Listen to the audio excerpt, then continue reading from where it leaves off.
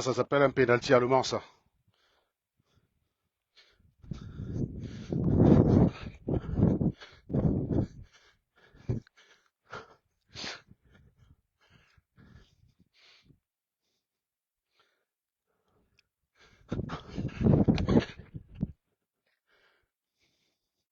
Magnifique.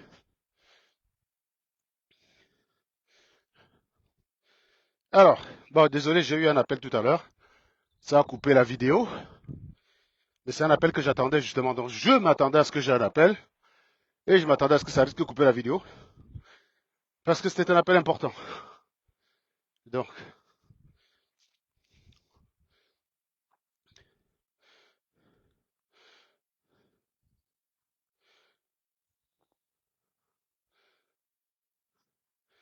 bon, combien de pages j'ai déjà fait là? Voyons voir. Alors, tac, tac, tac. Bon, vous vous connectez, vous partagez. Donc, j'étais en train de parler de quoi? Je sais même plus de quoi je parlais tout à l'heure avant que l'appel ne se coupe. Donc, s'il y a des gens, partagez. Bon, c'est vrai que cette page ne vit pas beaucoup. Bah, normal, hein, je n'ai plus le temps. On est un peu plus sur TikTok que sur Facebook maintenant. Ouais, Facebook, il n'y a pas les vrais débats sur Facebook. C'est fini ça. Vous voulez assister aux vrais débats, faut venir sur TikTok. C'est là-bas que les vraies choses se passent. Et sur TikTok, il y a de l'animal, les gars. Il y a de l'animal, il y a de la bonne chair fraîche comme j'adore. Voilà. Donc, donc il y a de l'animal. Voilà. Donc il faut pas, donc il faut venir, il faut venir un peu, il faut venir sur TikTok. Là, sur Facebook, il se passe plus grand-chose, quoi. Il se passe pas grand-chose. Bon, à part les petits clashs avec les Mvutu, enfin les conneries de ce genre, qui ne fait plus bander grand monde, quoi. Voilà. Parce que je sais que sur Facebook, les gens, ils aiment, sur Facebook, les gens, ils aiment les clashs qui durent, les clashs à la con qui durent. Alors que le vrai clash, tu donnes l'information, la personne, elle se débat là-bas, tu laisses tomber. Mais avec les clashs de Facebook, c'est quasiment un éternel recommencement. Parce que tu balances tout sur une personne. La personne, dans le désespoir, ne dit rien de bon. Elle va dire plein de conneries. Mais tu as quand même des gens qui vont trouver intéressant de venir partager ces conneries auprès de toi tout en te demandant est-ce que tu peux répondre à ça, Serge? Et donc, c'est clair que c'est assez fatigant et usant, quoi. Parce que la bonne information, dès lors qu'elle a... Désolé, j'ai eu un appel. Donc, je vous ai dit, je suis vachement appelé ce jour. Donc, je sais pas ce que vous m'entendez dire. Donc, j'étais en train de dire justement que le vrai clash, une fois qu'on a balancé l'information ne change rien. Mais je disais qu'il y a quand même des petits malins sur Internet qui adorent ce genre de clash débile qui dure. Et donc, c'est pour ça que même quand tu as déjà balancé toutes les infos, au lieu de faire usage de l'information, ils sont encore là avec des conneries du type ah, tiens, comment vas-tu? La forme? Ça fait un mois, toi. Tu fais plus du foot, toi? Bonjour. Tu fais barman maintenant, hein? C'est bien. Bah écoute, un peu moins quand même, donc ça va, ça va. Mais je vais recommencer un peu avec les gars, là, on fait le FC Daron, là, le dimanche soir. Ouais. Donc on fait... Ouais, ouais, là, le dimanche soir, là, ouais, c'est ça.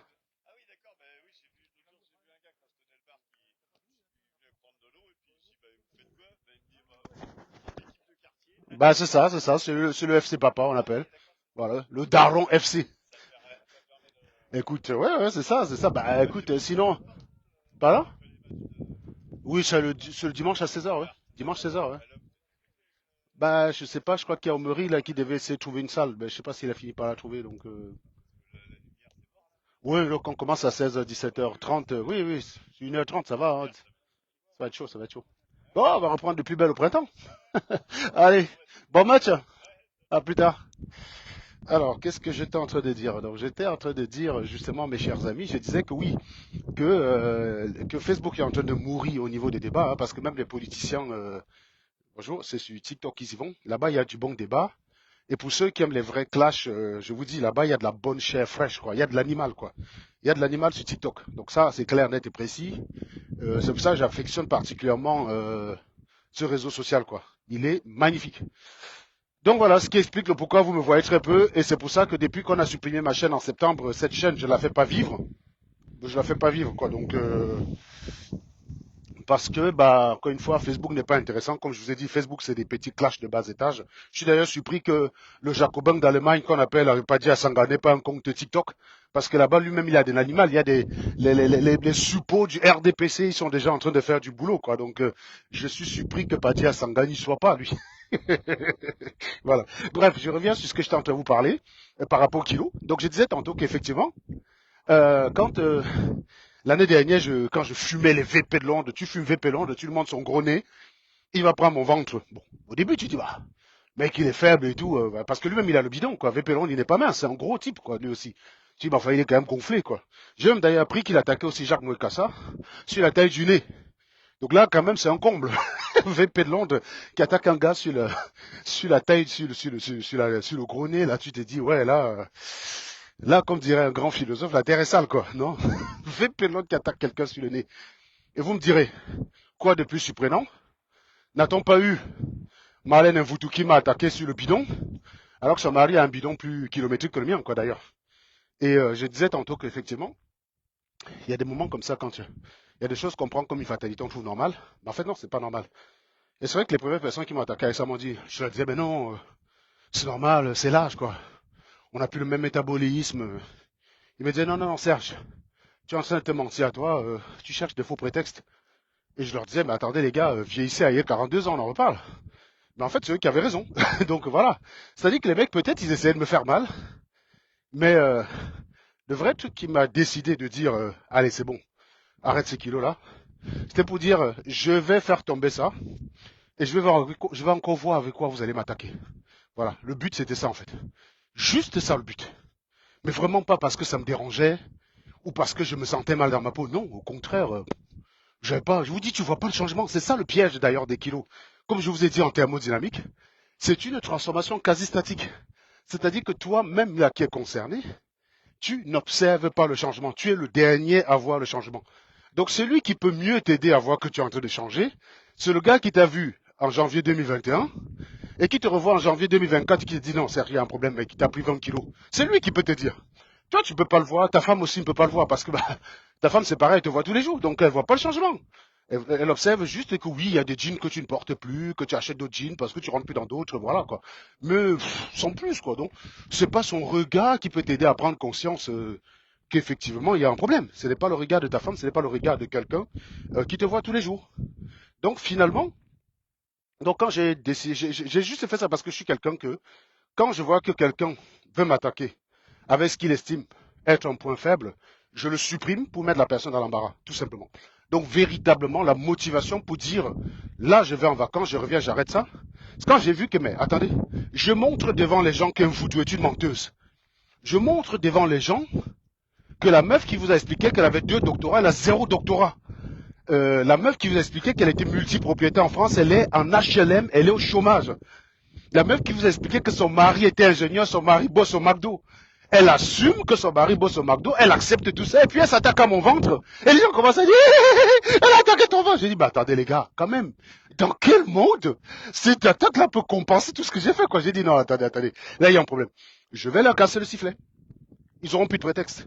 Tu vois? C'est ce que je me suis dit. J'ai dit, ok, très bien, Serge, tu vas en vacances là, tu reviens, paf. Il y a même d'ailleurs un gars qu'on appelle le bien Esso Agnès. C'est lui qui m'a dit, ouais, je connais une personne, elle a des résultats formidables.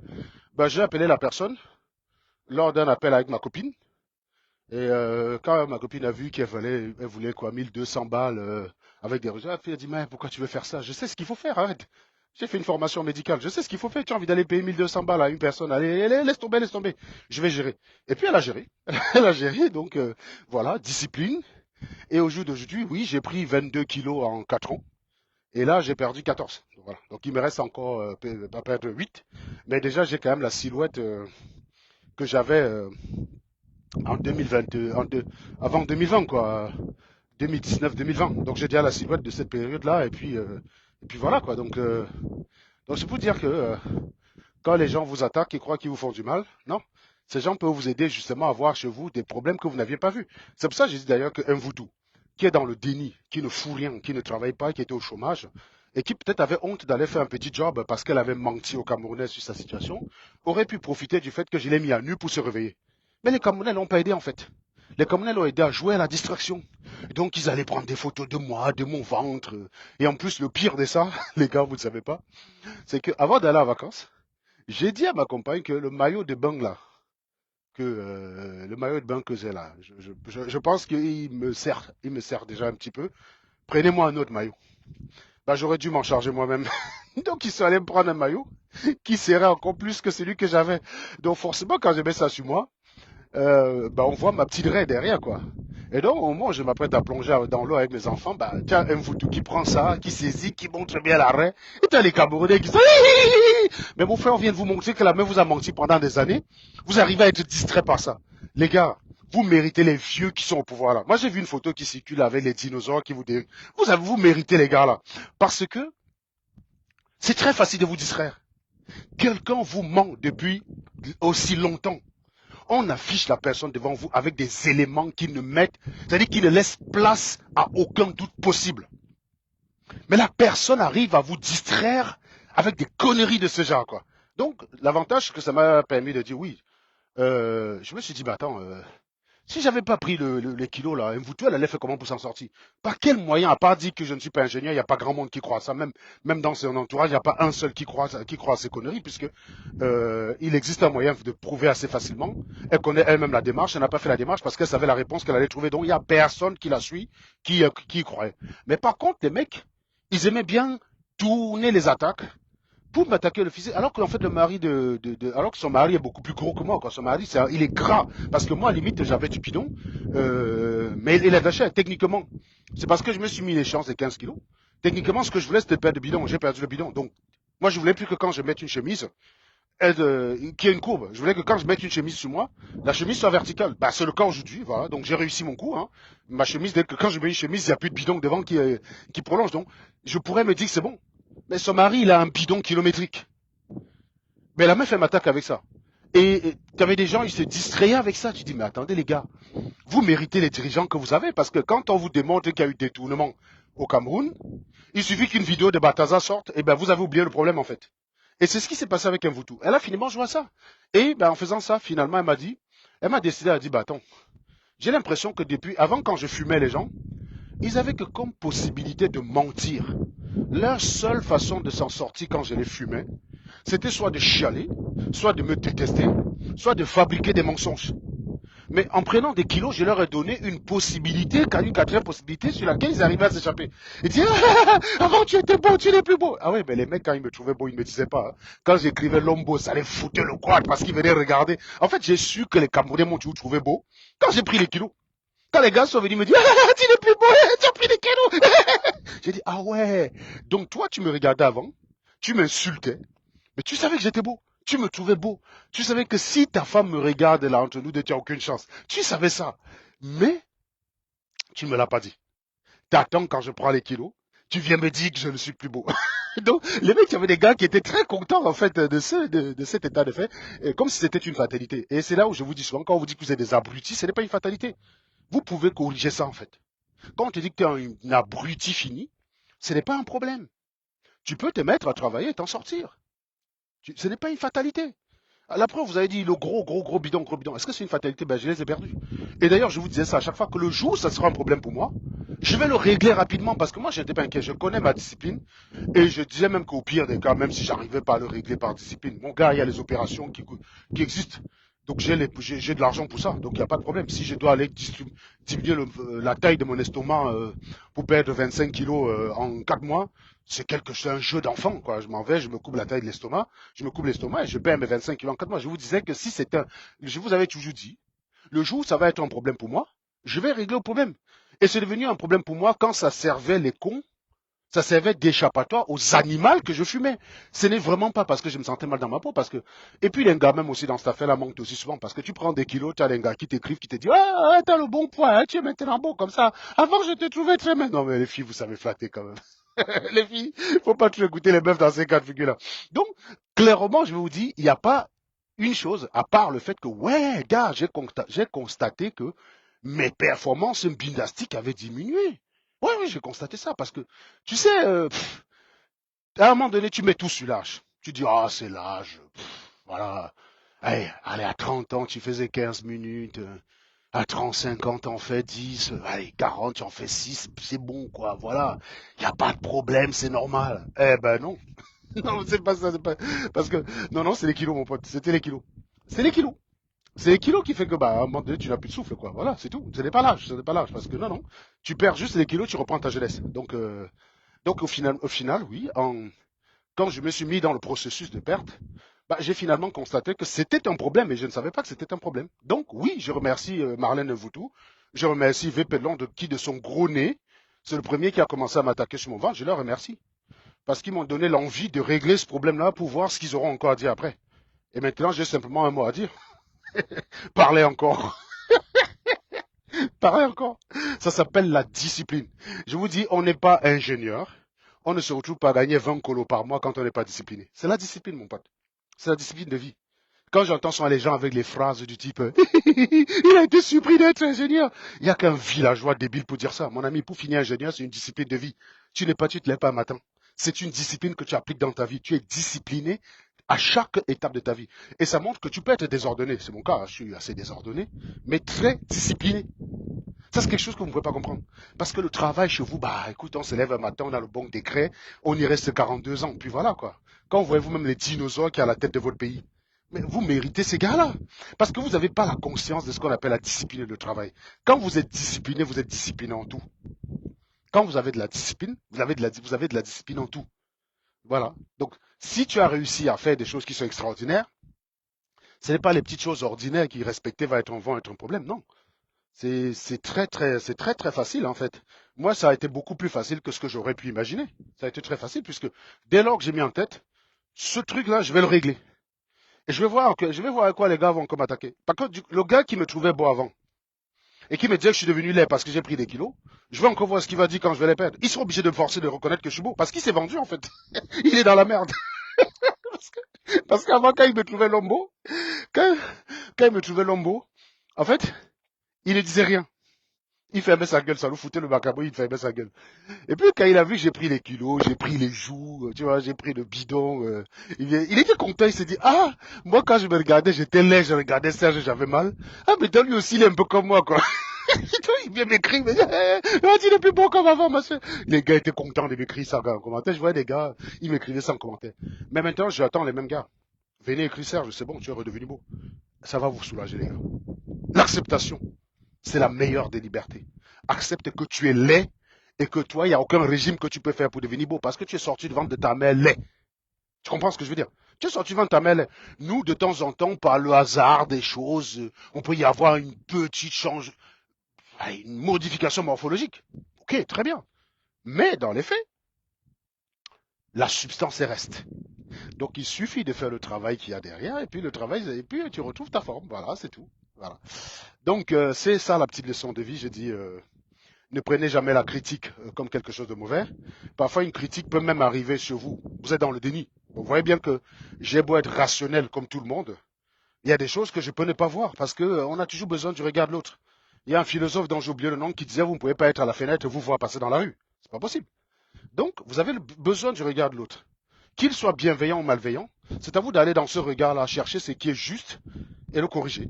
Même un gars peut te faire une attaque malveillante, hein. Il croit qu'il te fait du mal, mais il t'aide. Dès lors que ça repose sur quelque chose que tu dis, ah oui, c'est vrai que bon, il fait ça pour me faire du mal, mais il a quand même raison ici, là. Gars, corrige. Corrige les bêtises. C'est tout. Sauf qu'il y a d'autres qui ont une méthode. Quand vous les prenez en flagrant délit dans leurs erreurs, ce qu'ils font, c'est qu'ils sont dans la détestation, dans la haine, et en fait dans la manipulation, comme si ça va changer la situation. Vous croyez que toutes les manipulations d'un foutoir changent quoi? Ça a changé mon salaire? Non. Ça n'a pas changé mon salaire. Est-ce que ça a changé sa situation? Non, alors qu'elle aurait pu s'en saisir pour évoluer. C'est un couple qui vit dans des difficultés financières. Je vous dis, quand j'ai eu le dossier de cette meuf, je ne pouvais pas imaginer une pareille misère. Je ne pouvais pas. Je ne pouvais pas imaginer. Ça dit que ça prenait sens, ces affaires d'escroquerie et de loyers impayés. Moi, je m'étais dit, bon, ouais, peut-être c'était le hasard un accident de parcours, un petit hasard de parcours, quoi, vous voyez? Moi, j'avais pris les choses comme ça, quoi. Je m'étais dit, c'est un petit hasard de parcours, mais je ne pouvais pas imaginer la misère qu'il y avait dans cette famille-là. Ça explique justement le pourquoi sa fille n'avait d'autre choix que de faire un concours d'aide-soignante. Je ne dis pas, je ne jette pas l'opprobre sur la formation. C'est une formation excellente, aire de soignante. Mais quand vous parlez, vous aspirez à la grande société, on s'attend à ce que vous dites que votre enfant, je sais pas moi, il est notaire, il est avocat ou il est médecin. Mais pas être soignant. Être soignant, c'est les gens qui n'ont pas eu la chance d'aller loin, qui à un moment donné ont pris cette voie de secours pour travailler et qui font parfois des excellents parcours, hein. Il y a des aides-soignantes qui gagnent très bien leur vie et qui en sont très heureux, hein. C'est un très beau métier. Mais ce que je veux dire, c'est que c'est pas un métier d'élite. Voilà. Quand vous vous dites que vous êtes à l'élite, vous n'imaginez pas l'enfant de Bruno Le Maire aller faire une formation pour être hôtesse à H&M. Vous imaginez? Non, c'est pas possible.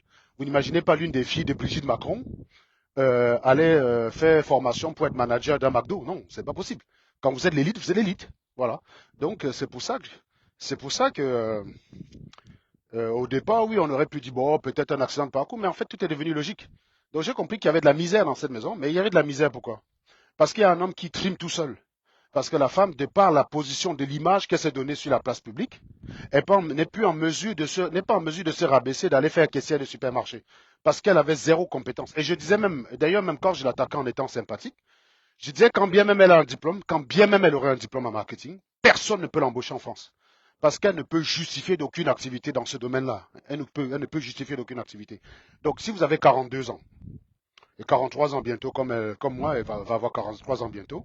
Vous prétendez que vous avez un diplôme, vous n'avez jamais exercé quelque part, on ne va jamais vous recruter. Personne ne va vous recruter.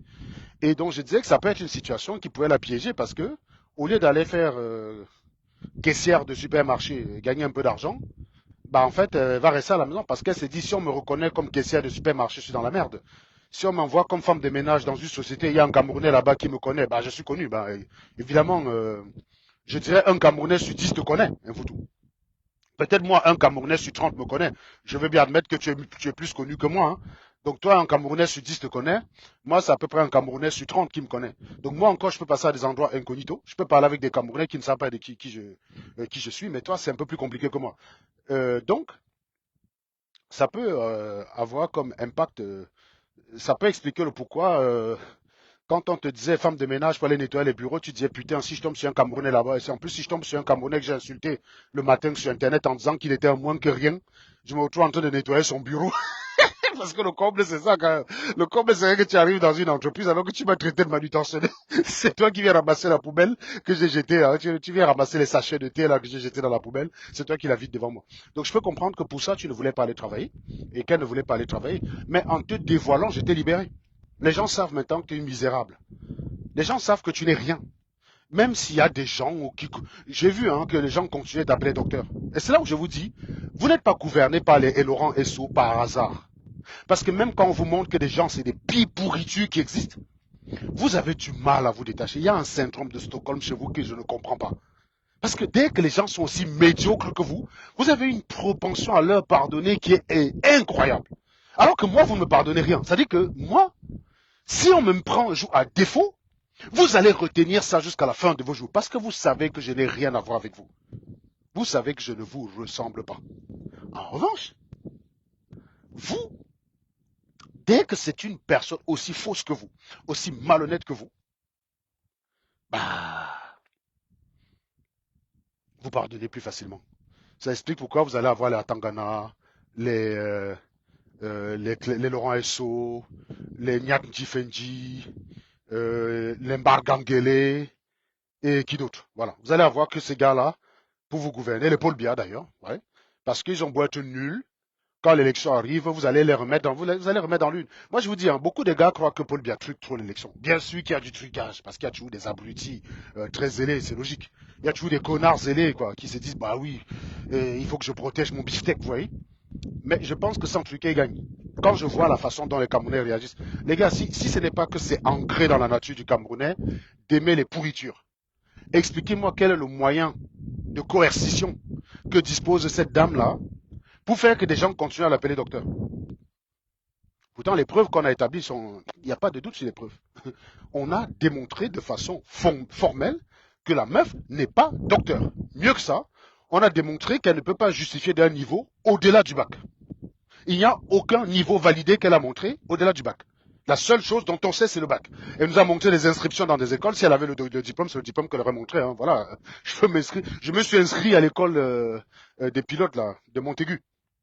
à l'école des pilotes. 2 fois, je me suis inscrit, mais j'ai pas eu le temps après. J'ai pas eu le temps après. Parce que une année, quand je suis revenu de vacances, j'avais décidé qu'à la fin de l'année, je pilote les Cessna et j'ai mon permis bateau. Donc, je me suis inscrit à un cours, à une école de bateau à Nantes. Je me suis inscrit là-bas. Sauf que je me suis retrouvé sur des projets où j'étais à un moment donné à Clermont-Ferrand, à Lyon, j'allais dans tout. Quand je rentre le week-end, j'avais même pas envie de sortir de la maison, quoi. J'ai laissé tomber.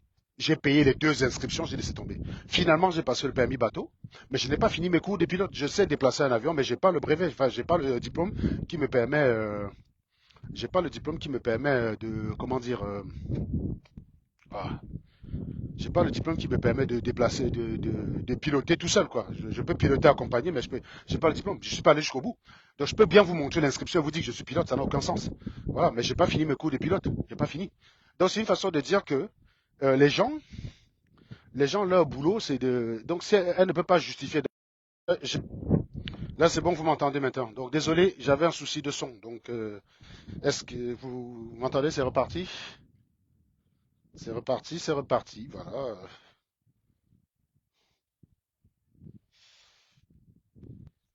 Quand il y a des troubles comme ça, tapotez, mettez les cœurs, tapotez, tapotez. Donc je sais plus ce que j'étais en train de dire. What was I about to say? Donc voilà, voilà, voilà. Donc j'étais en train d'expliquer que je sais même plus ce que je disais parce que ça fait longtemps, ça fait un petit moment qu'on harcèle avec le téléphone. Donc Madou Anjou confirme qu'on entend bien. Voilà, donc je disais tantôt que oui, vous vous souvenez, vous avez vu la photo là qui circule avec les gros dinosaures qui vous dirigent. Je disais qu'en fait, vu comme vous fonctionnez, dans un groupe de famille où on a souvent l'habitude de dire que les sages, c'est les vieux et que quand les sages parlent, il faut se taire. Moi, j'ai pris une photo du gouvernement finlandais, le précédent gouvernement finlandais. C'était un gouvernement qui avait pour premier ministre une certaine Sienna Marin. C'était Sienna Marin. C'était la première ministre. Elle a été première ministre à 34 ans. Aujourd'hui, elle a 38 ans. Elle est devenue première ministre à 34 ans.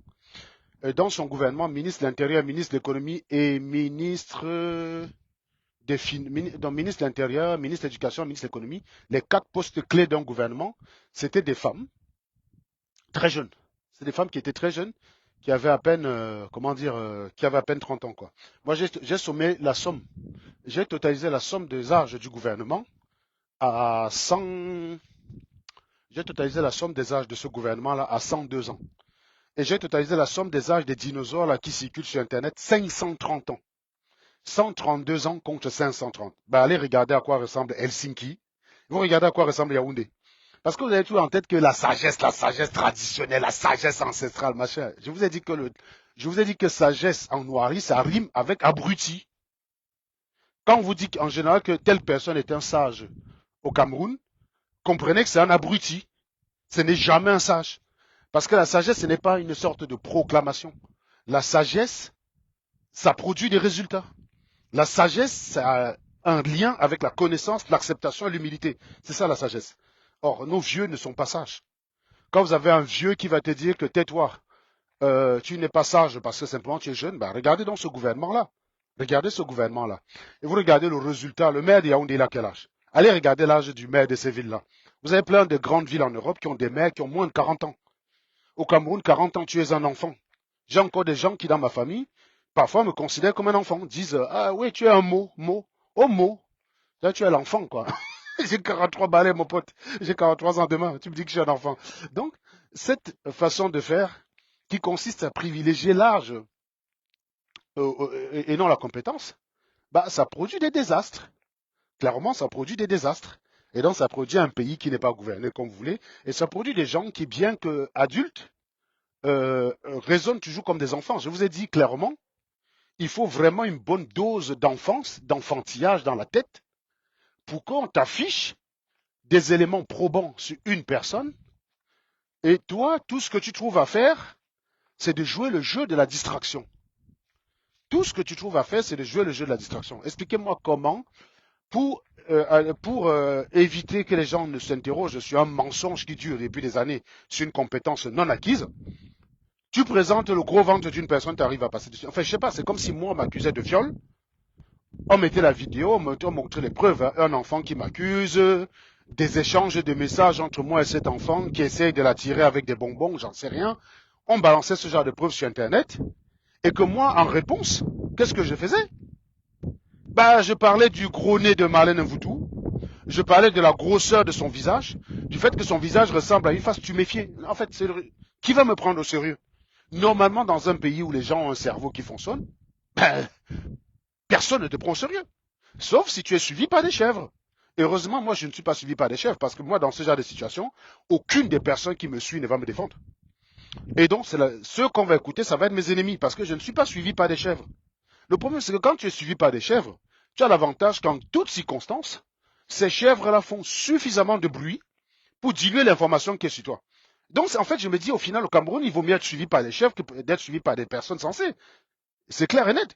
Parce que quand ils ont fait leur tentative à 2 balles de dire que je faisais le tcha-tcha, tous ceux qui me connaissent et qui ont confiance en moi, je ne les ai pas vus aller me défendre bêtement. Et heureusement. Ils ont dit non, non, je pense qu'il y a une explication sérieuse parce que la plupart savent que je voyage avec un abonnement. Donc ils ont vu quand même des conversations, ça avait l'air sérieux. Donc ils ont attendu que je réagisse avant maintenant de pouvoir défendre derrière. Mais je n'ai pas vu des gens sans m'écouter qui commençaient à dire oh tu mens, tu mens, tu mens, tu mens, machin, mouf, voleur. Non, non. Quand tu es suivi par des chèvres, tu as l'avantage que tu as droit à l'erreur. Quand tu es suivi par des personnes sensées, tu n'as pas droit à l'erreur. Parce que ce n'est pas eux qui vont te défendre et me faire barrière coûte que coûte. Et heureusement, parce que quand tu as cette conscience-là, à quel moment tu vas éviter de faire des bêtises? À quel moment? Tu seras toujours dans une logique de dire, quoi qu'il arrive, quoi qu'on sorte sur moi, je peux tout compter sur ces chèvres-là pour venir me défendre. C'est d'ailleurs ce qui se passe au Cameroun. Quand vous avez une affaire qui concerne un dignitaire du pouvoir, on aura beau dire qu'il a volé 50 millions, mais il aura des gens sur Internet pour le défendre. En France, vous ne pouvez trouver personne pour faire ça. J'ai dit même Mélenchon est soutenu par les sympathisants de LFI. Mais si on vient dire là que Mélenchon a volé l'argent de façon flagrante, on démontre qu'il y a eu enrichissement personnel, le gars est mort. C'est sa mort politique assurée. C'est pour ça que quand vous entendez là les gens comme Le Pen l'a mis en cause dans des affaires de financement, comment dire là, d'emploi fictif et tout le tralala, la première chose que les gens qu'elle se précipite à dire au public, il n'y a pas eu d'enrichissement personnel. Parce que dans ce pays-là, c'est très très mal vu de voir des gens s'enrichir avec l'argent personnel, avec l'argent du peuple. C'est très mal vu. C'est-à-dire que les gens auront beau être fans de toi, personne ne peut te défendre si on dit que tu as acheté la limousine que tu as acheté là, non pas avec l'argent que tu as travaillé, mais avec l'argent des contribuables. Non, il n'y a personne qui peut partager ça. Personne ne peut défendre ça. Alors que chez nous au Cameroun, vous allez avoir des gens sur les plateaux télé qui vont estimer que Paul Biya, c'est le premier des Camerounais. Et en tant que premier des Camerounais, il a droit à certains privilèges que les Camerounais n'ont pas. Et donc, il peut s'acheter même un avion juste pour aller au champ avec. Voilà. Ça, c'est le privilège d'être chef. Parce que chez nous, un chef, c'est comme ça que ça se passe. On te met ça dans la tête des gens, on te bassine le cerveau des gens avec ça, que ça en arrive au niveau où, même quand tu démontres qu'une personne leur manque depuis des années, ils trouvent tous les moyens de se distraire. Et puis quoi, hein? C'est alors la seule personne qui manque sur les diplômes. Toi-même, bon, que tu n'as pas des diplômes, on voit. Quand on a bassiné le cerveau d'un peuple, ça donne ce genre de cervelet, quoi. Non, je vous dis, dans un pays normal, Marlène, vous ne pouvez plus parler sur Internet. Je vous dis, il y a encore des gens. L'autre jour, quelqu'un m'a envoyé des captures d'écran où les gens lui demandaient de parler de quoi. Je ne sais plus de quoi. Les gens, on lui demandait, on dirait que docteur, on a besoin de ton analyse. J'ai dit que, ben, les Camerounais, vous méritez le gouvernement que vous avez. Moi, je n'ai pas calomnié cette fille. Hein. Je n'ai pas calomnié parce que ce n'est pas mon genre. Je n'ai aucune satisfaction à mentir sur une personne. Ça ne m'intéresse pas. Je dis bien, hein, je n'ai aucune satisfaction personnelle parce que moi, un fumage, mais il faut que j'y trouve une satisfaction personnelle. Moi, je ne tire aucune satisfaction personnelle à raconter des sornettes sur la vie de quelqu'un. Aucune. Rien. Je ne vois pas pourquoi quelqu'un va être médecin et parce que j'ai envie de le fumer, je vais venir dire qu'il n'est pas médecin. Je ne vois pas pourquoi je vais avoir le compte de quelqu'un, je vais voir 300 000 euros dessus, mais parce que j'ai envie de le fumer, je vais venir dire qu'il est misère. Ça ne marche pas dans ma tête, ça marche pas dans ma tête. Donc il n'y a eu aucune calomnie, il y a eu démonstration, il y a eu preuve à l'appui, mais il y a des Camerounais qui continuent de l'appeler docteur. Après, vous allez dire que ceux qui sont au Cameroun soutiennent Paul Biya parce qu'ils ont peur de Paul Biya. Mais vous mentez, les gars. Faut arrêter de se mentir, les mecs. Je vous dis sincèrement, oui, il y a des gens qui de temps en temps sont un peu zélés, vont commettre des actes de violence comme ceux que a subi Longué Longué. Oui, c'est du zèle. C'est du zèle, mais la plupart des Camerounais, ils n'ont pas besoin. Ils n'ont pas besoin de force coercitive pour être dans l'adoration de celui qui est la source de leurs problèmes. Ils n'ont pas besoin de ça. Ils n'ont pas besoin de ça. Ils sont naturellement disposés à cela. Ils sont naturellement disposés, comment dire, à fermer les yeux sur les bêtises des gens qui les dirigent. Ils sont naturellement disposés à ça. Il n'y a pas besoin de force coercitive. Parce que sinon, expliquez-moi comment Marlène Mvutu peut encore continuer à dire qu'elle est docteur. Et il y a des gens qui continuent à l'appeler docteur. Mais vous pensez que les journalistes, là, ils ne voient pas les preuves qu'on a balancées? Le live que j'ai fait où j'ai balancé tous les trucs, où j'ai décortiqué la meuf, c'est un des lives qui a été le plus vu sur Facebook. Je crois qu'il y a eu 200 ou 300 000 vues. Les gens, les copies de ce live, ça pullule sur YouTube. Mais vous avez des gens qui continuent à l'appeler docteur. Là, sur ce coup-là, c'est pas Marlène le problème, les gars. C'est pas Marlène le problème, c'est pas Anango le problème. C'est le Camerounais le problème. Parce que, mais, je sais pas moi. Il vous faut quoi? Demain, vous m'appelez moi d'être répétiteur de votre enfant. Je vous dis que j'ai un bac C. Votre enfant fait seconde C. Vous me dites, viens, tu es répétiteur. On vous apporte la preuve déjà que, j'ai même jamais fait une terminale. Mais qu'en fait, je faisais seconde A, que j'ai arrêté l'école en seconde A. Mais vous allez continuer à me donner l'argent pour que j'apprenne les mathématiques à votre fils qui fait seconde C. Non. Évidemment que non, vous allez changer d'avis. C'est ce que le bon sens prescrit. Le bon sens prescrit que là, tu changes d'avis. Les preuves que j'ai montrées sont du même ordre. C'est pas... Mais elle a réussi, parce qu'elle connaît le cerveau des Camerounais, à presque confondre les situations. C'est-à-dire quoi?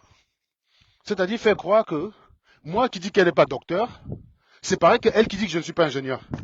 Moi, j'ai des traces indépendantes de moi. J'ai des sources indépendantes de moi qui peuvent vous confirmer cette information. Vous allez vous taper mon nom sur Internet, vous allez avoir des sources pour lesquelles je n'ai aucun contrôle qui va renseigner ce genre d'informations. S'agissant d'elle, il n'y a rien.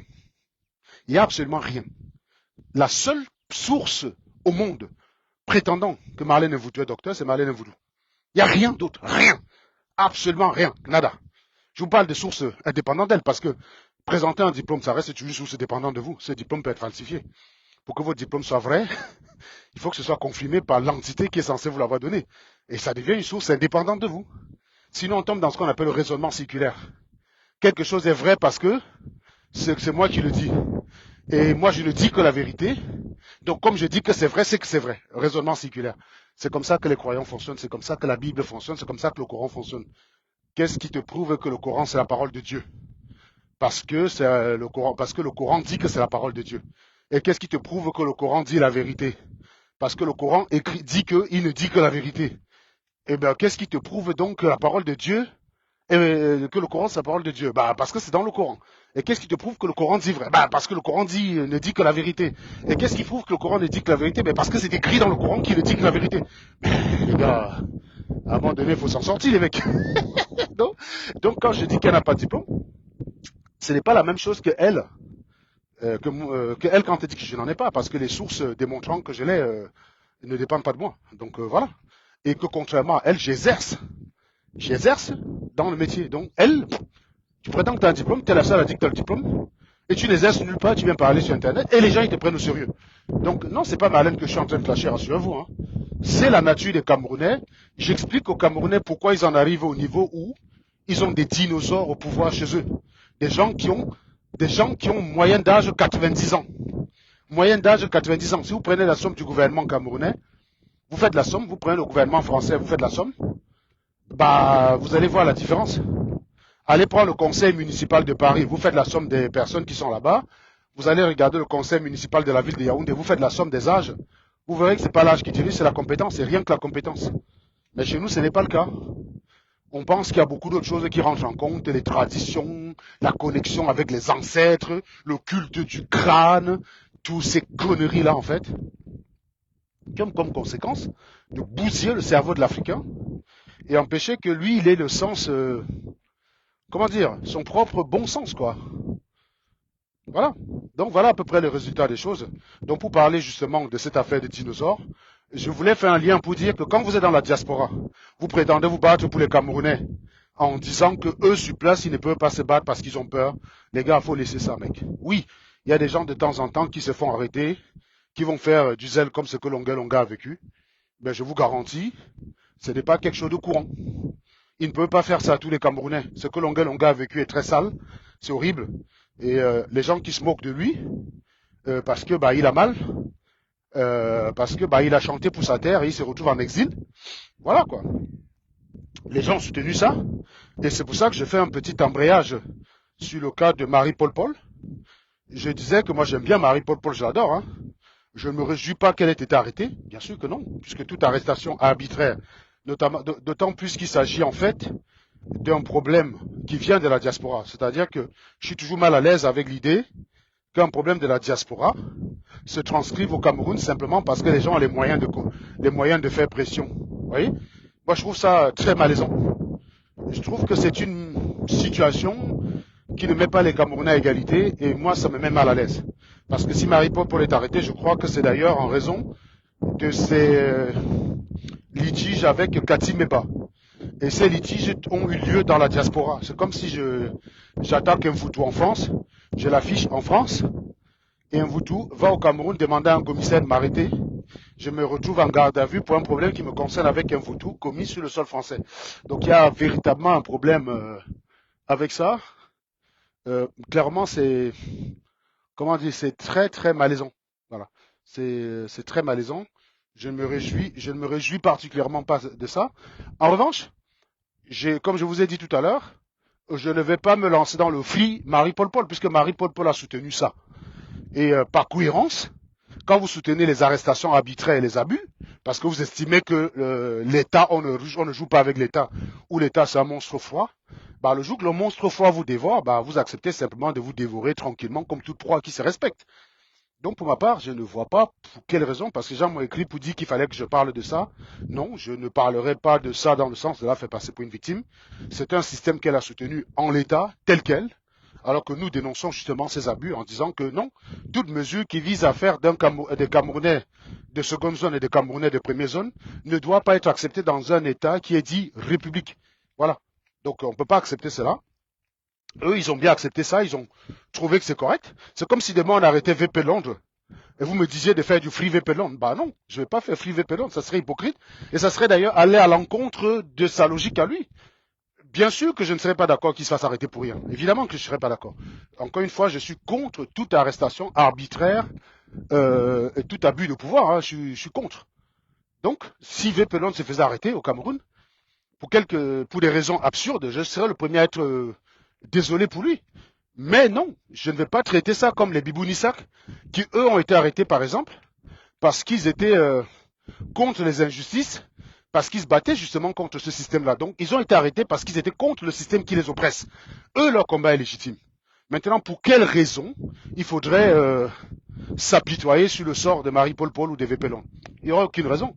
Il n'y aurait pas de raison de le faire. Bien sûr qu'on n'a pas besoin de se réjouir, mais ce serait simplement dans l'ordre des choses. Et pour répéter Spinoza, dans l'ordre de la connexion des choses. Voilà. Donc c'est pour ça que le cas de Marie-Paul Paul, comme je vous ai dit, ça rappelle le fameux théorème de Platini. Le théorème de Platini dit le seul élément au Cameroun pour lequel aucune montre ne lui va, c'est Paul Biya. Voilà. C'est tout. Le seul élément, exempt de toute lecture de l'heure au Cameroun, c'est Paul Biya. Tous ceux qui s'agitent là autour de Paul Biya, il peut toujours arriver à un moment donné où ils lisent l'heure. Il peut arriver à un moment donné où il y a quelqu'un qui rentre dans les tablettes de Paul Biya, qui prend plus de pouvoir que Paul Biya, qui fasse des choix à Tanganji, et 3 semaines après, vous apprenez qu'à Tanganji est en prison. Le scénario que je vous raconte, il n'est pas absurde. Ce n'est pas un scénario tiré d'un film de science-fiction. C'est exactement ce qu'a vécu Mebengo. C'est exactement ce qu'a vécu Mebengo. Il était le vice-dieu, enfin il était Dieu quasiment. Hein. Il était le vice-dieu, il s'y voyait. Et aujourd'hui, il est où? Il est en tôle. Voilà. Très simple. On a des gens comme les Amougou Belinga qui s'y sont vus. Ils s'y sont vus. Ils avaient des ambitions. Ils se sont dit, non, non, le vieux, il est partant. On ne va pas laisser le fils prendre la place. On va montrer nos dents. On va montrer qu'on a des couilles. Mais ils sont où? Bantoul, voilà.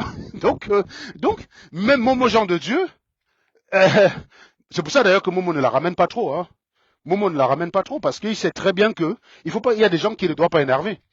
Il y a des gens qu'il ne doit pas énerver. C'est pour ça que Momo, vous voyez, il va montrer les dents contre l'opposition, mais il va fermer sa gueule parce qu'il sait que là, il a été corrompu. Avant, on ne pouvait pas arrêter Momo n'importe comment. C'était un avocat qui était indépendant. Vous alliez lui mettre quoi comme affaire sur le dos? À partir du moment où il a mangé, à partir du moment où il est rentré dans la matrice, il peut facilement être compromis. Enfin, il a été vicié, comme on dit. Il a été vicié, c'est-à-dire que quelque part, il n'est plus pur. Il n'est plus aussi pur qu'il était avant. Et donc, s'il la ramène, ben en fait, on peut trouver une montre qui lui va, quoi, pour lui faire leader. S'il la ramène, on va lui trouver une montre, quoi. Donc, c'est pour ça que Momo ne la ramène pas trop. Il sait très bien que si quelqu'un fait tac, lui-même, il finit en tôle. Voilà.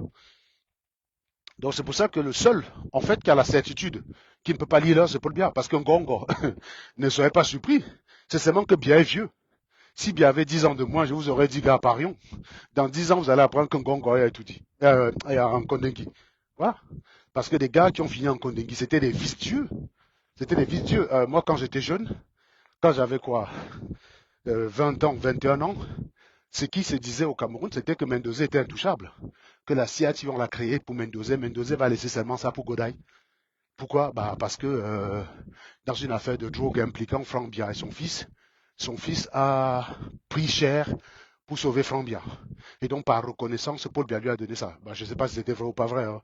On avait 20 ans, on n'avait pas les mêmes moyens aujourd'hui pour questionner l'information, vérifier l'information et la recouper. Et surtout qu'on n'avait pas le cerveau aussi critique comme aujourd'hui pour analyser de façon critique une information qui nous est donnée.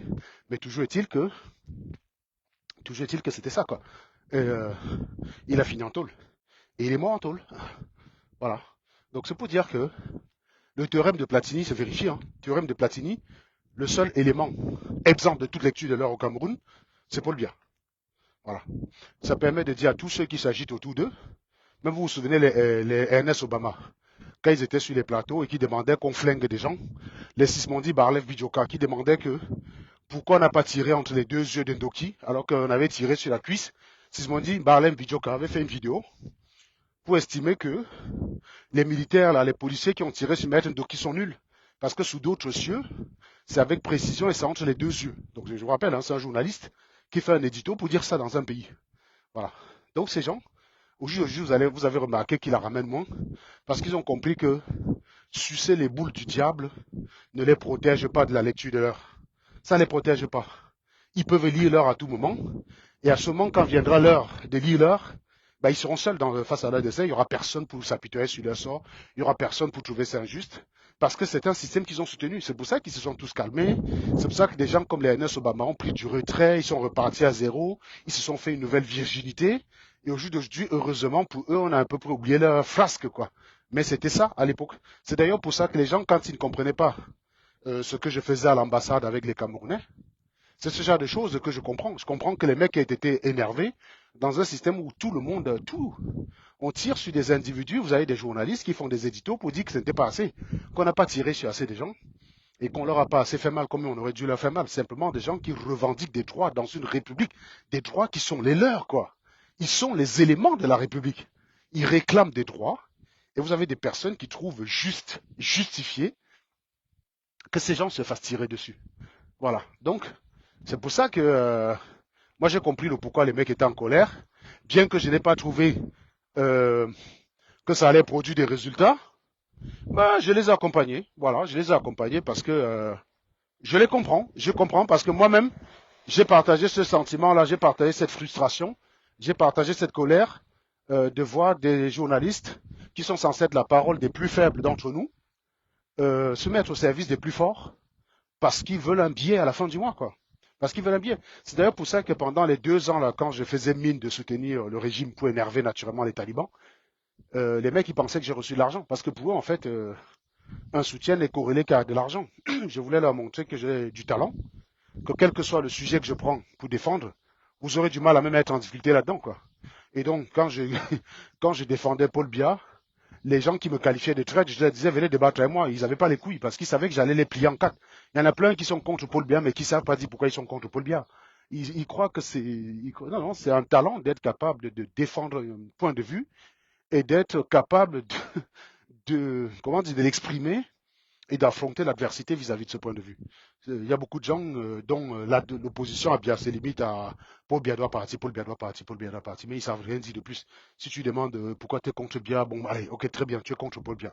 Pourquoi Kamto est un bon candidat pour remplacer Biya, il ne sait pas te dire. Il ne sait pas te dire. Et j'ai joué là-dessus. C'est pour ça que quand je défendais Biya, personne, aucun taliban n'avait pu me mettre en difficulté. Aucun, zéro, walou, Kechi, aucun. Ils avaient peur de moi. Ils avaient peur de moi, quoi. Parce que c'était une façon de montrer que vous me qualifiez de traître. Qu'est-ce que vous voulez que ça me foute? Si je m'en bats les couilles que vous me qualifiez de traître. Venez m'expliquer pourquoi vous êtes contre Paul Biya. Puisque vous aimez trop Yah, que vous faites le combat. Venez, venez. Et donc, je leur ai justement montré qu'ils n'avaient pas les couilles. Donc, c'était une leçon que je voulais leur montrer. Qu'il y a des gens, quel que soit ce qu'ils font bien. Ils mettent de la perfection dans ce qu'ils font. Et ça revient toujours au sujet du live que j'ai embrayé au départ. Euh, Ça s'appelle la discipline. Voilà. Quand tu fais quelque chose, bétonne-toi. Et quand tu bétonnes ce que tu fais, personne ne peut te mettre en difficulté. Personne. Personne ne peut te mettre en difficulté. Quand tu as bien bétonné ton truc, personne. Voilà. Vous savez, en logique propositionnelle, le vrai n'entraîne jamais le faux, mais le faux peut entraîner le vrai.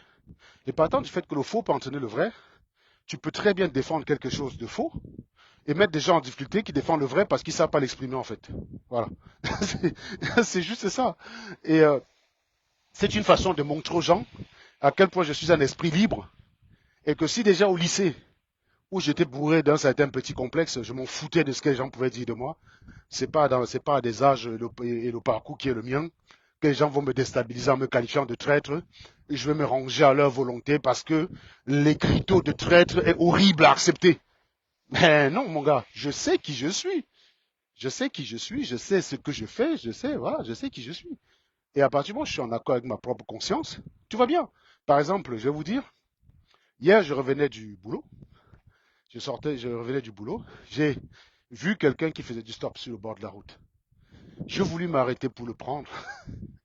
C'était un travailleur qui rentrait, qui avait une tenue d'habit sale sur lui. J'ai dit, ma belle voiture est trop propre, je ne l'ai pas pris. Je m'en suis voulu. Parce que j'ai fait du stop à une époque de ma vie. Je vous jure, pendant les 10 minutes qui ont suivi ce geste-là, je m'en suis voulu. J'ai dit, putain, Serge, t'es devenu un vrai salopard, quoi. T'en es à un niveau où tu refuses de prendre quelqu'un sur le bord de la route simplement parce qu'il est sale, parce que tu veux pas salir ta voiture, le matériel. Je m'en suis voulu, mais, mais je l'ai pas pris quand même, tu vois. Je l'ai pas pris parce que bah, ma voiture, je l'aime très propre à l'intérieur, nickel chrome. Quand j'ai vu sa télé, j'ai dit, non, non, je vais pas la salir. Donc, je m'en suis voulu, voilà. Donc, c'est comme ça, quoi. Donc, c'est pour dire que, je sais pas, qu'est-ce que je voulais dire là-dessus. Donc, je voulais dire, voilà,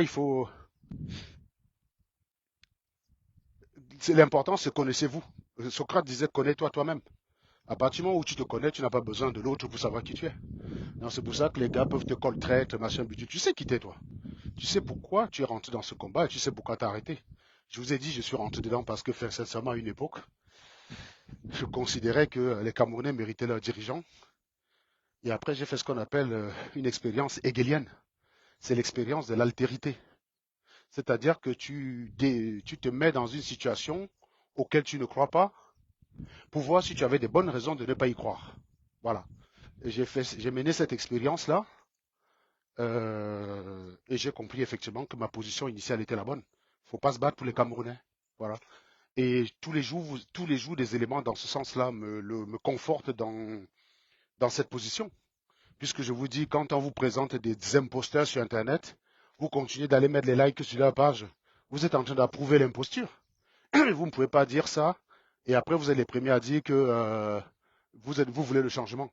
D'ailleurs, quand j'ai vu la photo des dinosaures là, au Cameroun qui gouvernent, moi j'ai balancé ça dans mon groupe de famille, parce qu'ils ont l'habitude de dire que la sagesse est liée à l'âge. Et il se trouve que dans ma famille, il y a beaucoup d'antibiens, de malades. Les farouches antibiens que je connais sont dans ma famille. Et les grands sardinats aussi sont dans ma famille. Donc, on a vraiment un mélange. Sauf que les grands sardinats, malheureusement, ils ne sont pas souvent dans nos groupes de famille, puisque c'est souvent les élites de la famille, hein, les grands sardinats. Plus les petits gens, non, ils ne sont pas sardinats, ils sont talibans, ils sont tous antibiens. Je leur ai dit, mais vous avez l'habitude de nous dire ici que la sagesse est ancestrale. C'est des vieux qui ont la sagesse. Pourquoi vous avez un problème avec le gouvernement de Paul Biya? Pourquoi vous avez un problème avec ce gouvernement? Regardez l'âge. Regardez là. 6 personnes, 530 d'âge au total. 530 ans d'âge au total. Vous devez être heureux. Parce que ce n'est pas comme le gouvernement finlandais où la moyenne d'âge est de 34 et que l'âge des 6 principaux ministres cumulés, c'est 102 ans, 132 ans au total. À 6, ils ont 132 ans. Enfin, elles ont 132 ans puisqu'il s'agissait des filles. Donc vous devriez être heureux, hein, vous devriez être heureux d'être gouverné par des sages. Et là, tu comprends non, le fait de vivre dans les contradictions. Si tu considères que la sagesse, c'est l'âge, logiquement, tu devrais voter pour le bien. Sauf que oui, dans ma famille, ils considèrent que la sagesse, c'est l'âge, mais ils sont contre le fait de voter bien. Alors peut-être parce qu'ils ont un peu de lucidité, hein. Je ne dis pas que dans ma famille, il y a des idiots. Il y a quand même des gens assez éclairés dans ma famille. C'est juste qu'ils sont divisés par la dualité de la tradition d'un côté et le bon sens de l'autre. Le bon sens, c'est de dire, tu as échoué, tu te barres. Bah, la dualité et la tradition, c'est de dire, la sagesse, elle est chez les anciens. Et donc, cette dualité-là fait quand même que oui, ils sont divisés. Par contre, tu as des familles dans lesquelles c'est une parfaite cohérence. On fait confiance aux vieux. Kamto, ah bah, t'as quel âge, Kamto, là? Putain, 70 ans? Mais t'es trop jeune, mon pote. T'es trop jeune, t'es pas prêt, gars, t'es pas prêt. Va encore travailler un petit peu. Non, non, non, on va faire confiance à l'expérience. Tu as vraiment des gens qui pensent comme ça. Tu as vraiment des gars qui pensent comme ça. Et donc, pour eux, considérer que si ces gens-là font juste partie de, constituent juste 20% du corps électoral, vous croyez que Paul Biya a besoin de truquer pour gagner? Non, il n'a pas besoin de truquer pour gagner. S'il y a 12 candidats et que les 80% de voix restants se divisent par 12, Paul Biya, il passe au doigt, il passe à l'œil, quoi, direct. Il n'a aucun problème. Tu fais 80 divisé par 12, on est à peu près sur 6, hein, 6 fois 12, 6 fois 12, ça fait 78, je crois, je ne sais plus. Hein. 6 fois 6, 12 fois 6, 72, donc 6 fois 12 fois 7, voilà. Donc on est à peu près à 7% par personne. Paul Biya, avec ses 20%, il est très loin devant et il passe proprement, quoi, sans problème. Puisque les 10 autres voix, là, les 12 autres candidats vont se diviser suivant les provinces. Les gens qui sont de Bafou vont voter le candidat qui est plus proche de leur aire géographique. Il y a 10 provinces au Cameroun, ça va se diviser. Donc les mecs, ils vont à peu près en moyenne faire un peu plus de 6,8% chacun. Et Paul Biya, avec ses 20%, il va gagner propre. Donc, j'espère que les gens qui se battent dans la diaspora, vous avez compris, hein.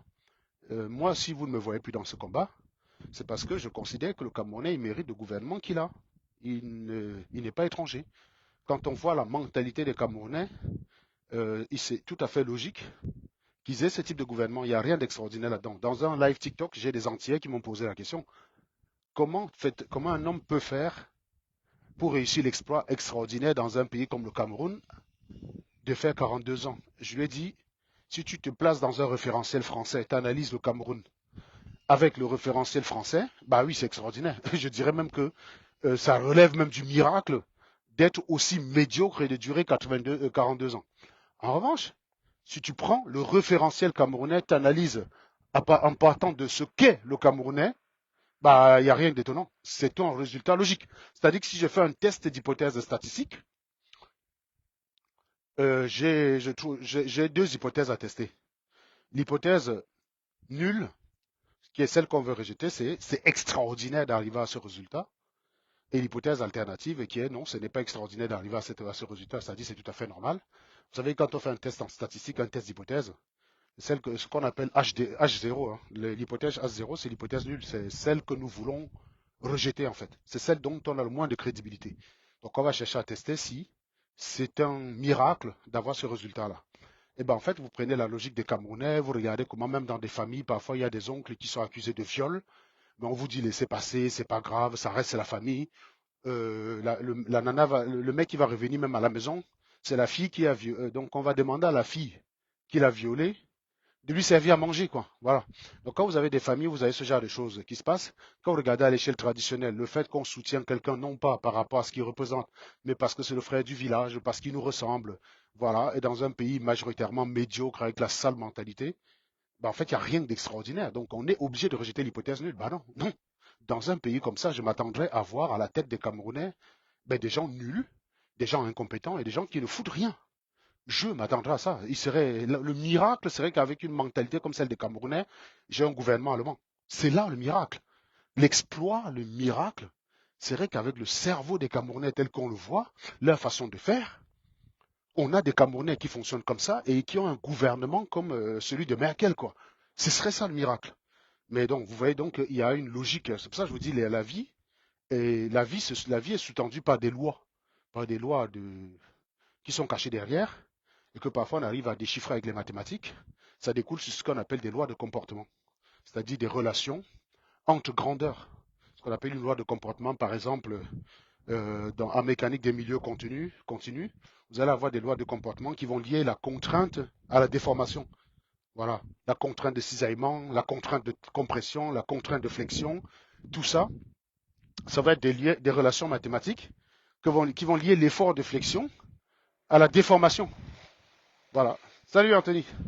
Donc c'est ce qu'on appelle les lois de comportement. C'est parfois le code caché derrière certaines actions. Et l'homme n'échappe pas à ça, puisque l'homme n'est fait que de matière, il n'y a aucune raison qu'il échappe aux lois de la matière. Et donc il est aussi mu par des lois de comportement. Et donc il y a une parfaite cohérence entre tout. Quand vous voyez comment les atomes sont alignés, les atomes s'agitent, hein. Ils s'agitent tout le temps, ils sont en agitation en permanence. C'est d'ailleurs ce qui fait qu'on a de la température dans le corps. Mais c'est-à-dire que ce mouvement que vous croyez chaotique suit un certain ordre. Le chaos, d'ailleurs, n'est pas le désordre, hein. On a souvent tendance à dire chaotique, machin. Non. Le chaos, c'est simplement dû à l'imprévisibilité, à la sensibilité à un certain nombre de paramètres. Mais le chaos, ce n'est pas le désordre. Parce que le chaos lui-même aussi suit un certain ordre. Il suit une certaine logique. Et, euh, et donc, partant de ça, euh, on a une exacte logique entre la nature du gouvernement camerounais et la nature des Camerounais. Et donc je dis à chaque fois, quand vous allez avoir quelqu'un qui va vous dire, oui, mais les Camerounais ne manifestent pas parce qu'ils ont peur, demandez-leur pourquoi ils continuent de croire qu'un Mvoutou est docteur, alors qu'un Mvoutou n'a aucun moyen de coercition. On a démontré que c'est une impostrice, que c'est une grosse menteuse, et qu'elle n'est pas docteur, on l'a démontré donc, de façon formelle. Mais il y a des gens qui continuent à l'appeler docteur. Donc, qu'est-ce qui leur force à le faire?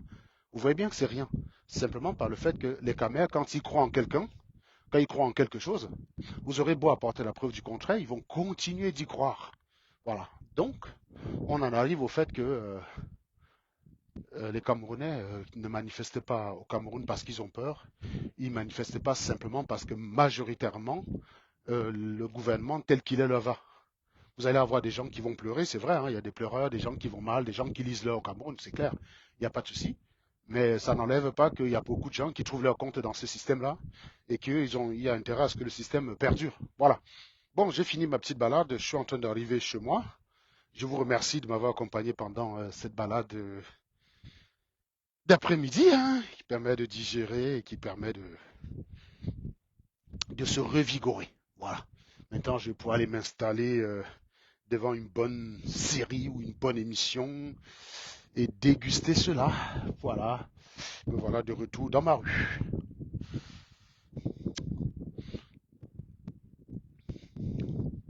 Donc voilà, voilà. Donc je vous souhaite une excellente journée. Si des gens ont quelques questions, je peux me donner encore quelques minutes avant de rentrer pour répondre à leurs questions. Bon. Salut Jérôme. Je peux me donner quelques minutes avant de rentrer chez moi. Voilà, voilà. Après, s'il n'y a pas de questions, bah moi j'y cours, hein. Donc voilà, voilà. Et je vous remercie pour votre attention. Voilà, voilà, voilà.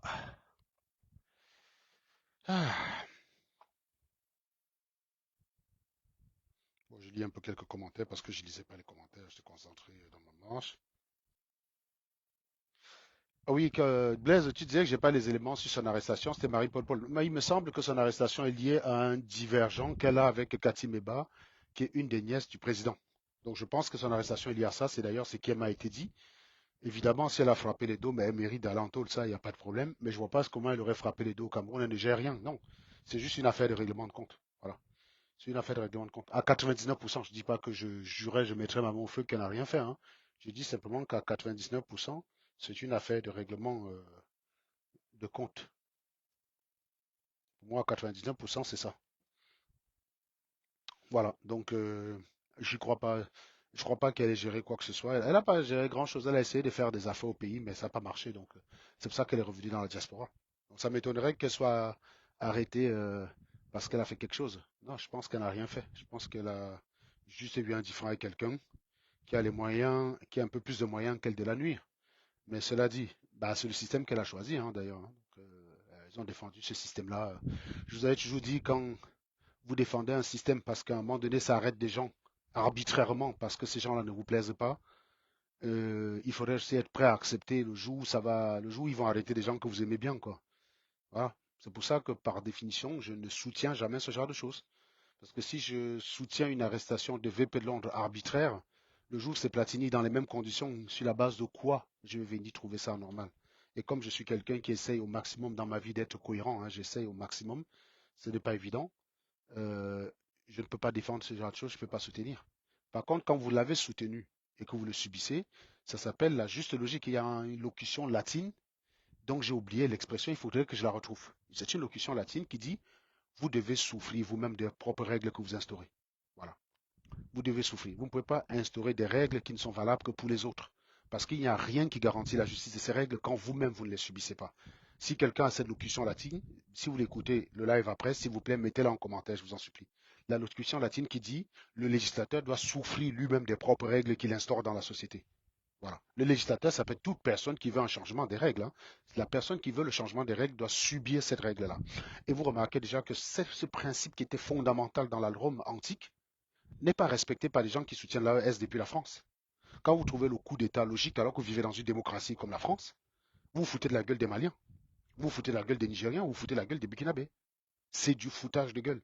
Il faut vraiment être un givré de la cervelle, un malhonnête pour dire non, non, le coup d'État est bien, mais en attendant, je suis en France où l'application du droit me met à l'abri de toute arrestation. Il y a un mec qu'on a arrêté au Mali, je crois, hier ou avant-hier, parce qu'il a critiqué le gouvernement burkinabé. Le gouvernement burkinabé a mis en place une mascarade pour prétendre qu'il y avait une tentative de déstabilisation du régime venu de la Côte d'Ivoire.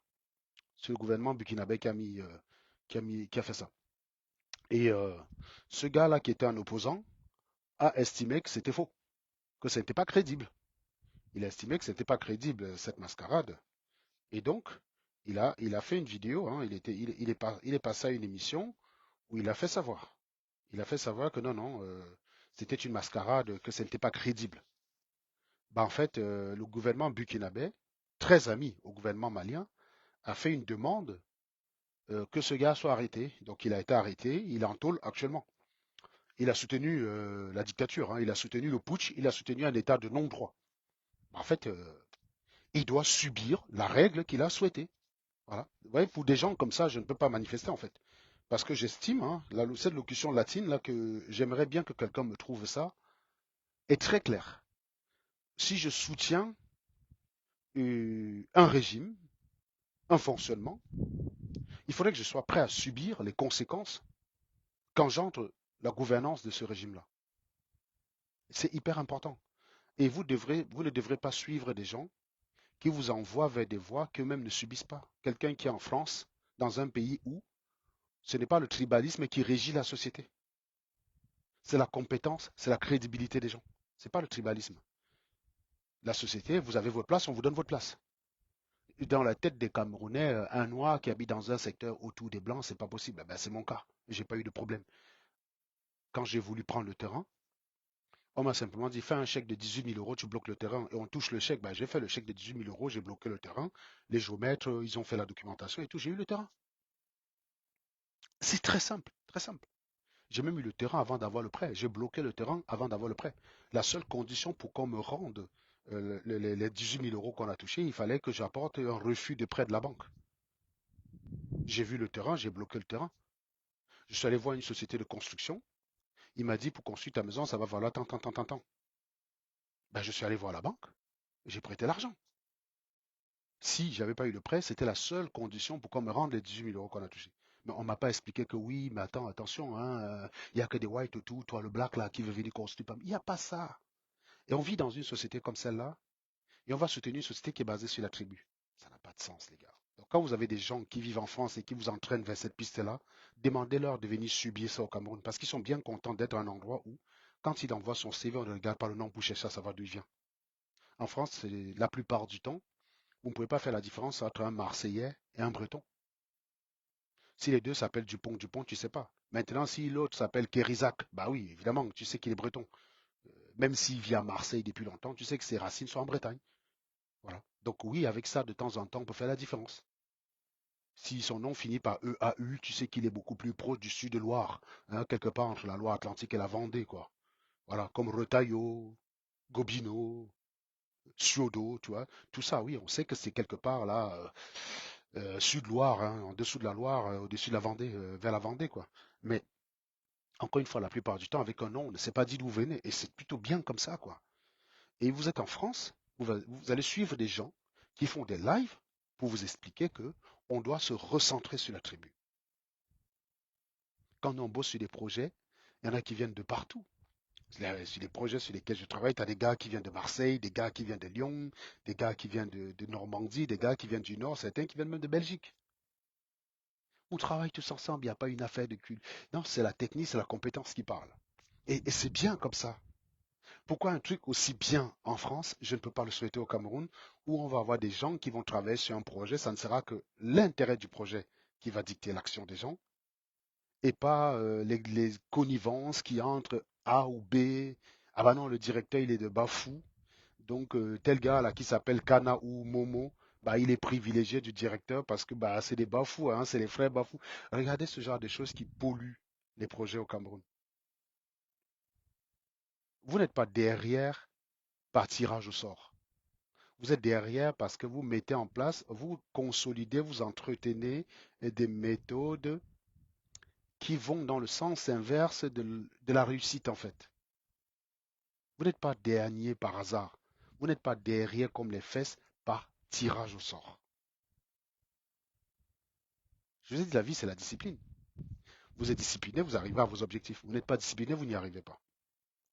Si vous êtes discipliné, vous travaillez sérieusement, vous finissez comme Serge Anango. Et la discipline, ça se voit en tout, hein. Je vous ai montré la dernière fois, on a vu le jardin des Voutou. La discipline, ça se voit en tout. Regardez, hein. La discipline, c'est l'ordre. Regardez le jardin. Vous voyez?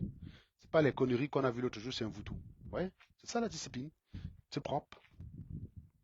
C'est ça la discipline. Quand vous êtes discipliné, ça se voit en tout. Quand vous êtes désordonné, vous êtes sale dans votre tête, ça se voit même non seulement dans votre attitude sur les réseaux sociaux, mais ça se voit même également quand vous filmez votre fenêtre, on regarde votre jardin. Oui, ouais, la discipline. Voilà. Et vous voyez, c'est à peu près le cas, tout le monde dans le coin, hein, c'est discipliné. Tout le monde est discipliné par là. Voilà. Tout le monde est discipliné par là, donc la discipline, ça paye. Quand vous n'êtes pas discipliné, bah, pas les. Bon, je pense qu'il est temps que je vous fasse, je prenne congé de vous. Je vous souhaite une excellente journée et je vous dis à très bientôt. C'était un plaisir. Allez, muchos. Ciao. Oui, évidemment, je reviendrai quand j'aurai reperdu, allez, 5 kilos. Vous allez suivre, mettez la courbe là. Vous avez mis, mettez 3 mois là. Vous faites 112, 98 là. Là, on est à 98. Voilà. Donc, on est parti de 112. Ah oui, oui, oui, quand on me voyait sur le bateau, mon gros bidon là, j'étais à 112, les gars. Donc là, on est à 98. Mon objectif, en fait, c'est 95. Après, si je m'énerve un peu, je vais à 90. Mais mon objectif, c'est 95. Donc, je suis à 3 kilos de mon objectif. Et je vais continuer. Ouais, je vais continuer un petit peu parce que j'ai pris goût à cette vie-là. J'ai réduit même les portions alimentaires que je mange, hein. Je mange à peine un truc, mon estomac il est rempli. Donc, je vais continuer à aller dans ce sens-là. Et puis, naturellement, ça va le sport. Je fais le sport. Je fais du foot tous les dimanches. Je marche comme ça tous les après-midi pour essayer de faire minimum 5000 pas chaque jour. Et le dimanche, je fais du foot. Voilà. Donc, avec une attitude comme ça, l'été prochain, je vais me refilmer dans le bateau et mon ventre en l'air et on va reparler. Voilà. Je vous souhaite une excellente soirée et puis inspirez-vous de ça. Si vous voulez faire un truc, lancez-vous, n'ayez pas peur, avancez. C'est pour ça que j'en parle en fait. Et j'en parle aussi, je vous dis quand je me suis trompé, j'ai pas peur de le dire parce que j'ai pas peur de vous dire que par moment je me mentais. Parce que les gens m'attaquaient sur les kilos que je prenais, je les voyais pas comme ça. Je disais, ah, quand c'est lâche, c'est normal. Je me mentais moi aussi. Voilà. Donc non, non, c'était un problème. C'était un problème. Donc quand vous prenez des kilos, il faut assez rapidement prendre le problème au sérieux et puis essayer de garder une silhouette correcte. Voilà quoi. Voilà. Allez, à très bientôt les gars. Ciao.